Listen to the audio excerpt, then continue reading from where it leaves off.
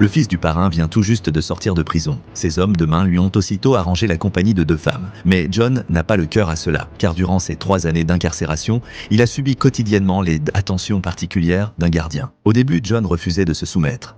Mais au fil des jours, il a appris à ravaler sa fierté et à faire profil bas. À la veille de sa libération, il n'a pas manqué de remercier chaleureusement le gardien. Ce dernier, pourtant, savait pertinemment qu'il ne changerait jamais. Ce que le gardien n'aurait jamais imaginé, c'est que la première chose que John ferait en sortant serait de se rendre chez lui, de retrouver sa famille et de se livrer à une vengeance impitoyable. Après les avoir torturés, il les a sauvagement assassinés. Tuer la famille d'un agent pénitentiaire constitue un crime grave. Les autorités ont rapidement formé une équipe spéciale d'enquête. D'après le témoignage de la petite fille survivante, l'affaire était liée aux gangs locaux. Le dossier a donc été confié à Ioka, un policier infiltré dans le milieu. Sa vengeance personnelle assouvie, John s'est rendu aux funérailles du parrain. Sa prochaine mission, venger son ancien chef. En prison, il avait appris ce qui s'était passé. Après l'assassinat du parrain par le clan rival, le nouveau chef non seulement n'avait pas vengé sa mort, mais avait au contraire signé un accord de cessez-le-feu avec l'ennemi. Chacun menait désormais ses affaires en paix. Mais John, d'une loyauté indéfectible envers son défunt patron, ne pouvait en rester là. Il a confronté le nouveau chef et exigé qu'il lui cède sa place. Son insolence a provoqué la colère des hommes du chef qui ont exigé des excuses. Non seulement John a refusé, mais il a copieusement insulté le chef devant tout le monde. Face à cette arrogance sans borne,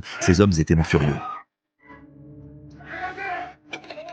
Pourtant, ce que John a fait ensuite a terrorisé tous les présents au point que personne n'osa résister. Une fois à la tête du clan, John s'est rendu chez le chef du gang rival. À peine sorti de prison et déjà au cœur de tant de troubles, il était désormais dans le viseur de la police. Ce film s'intitule « Le sang du loup solitaire ».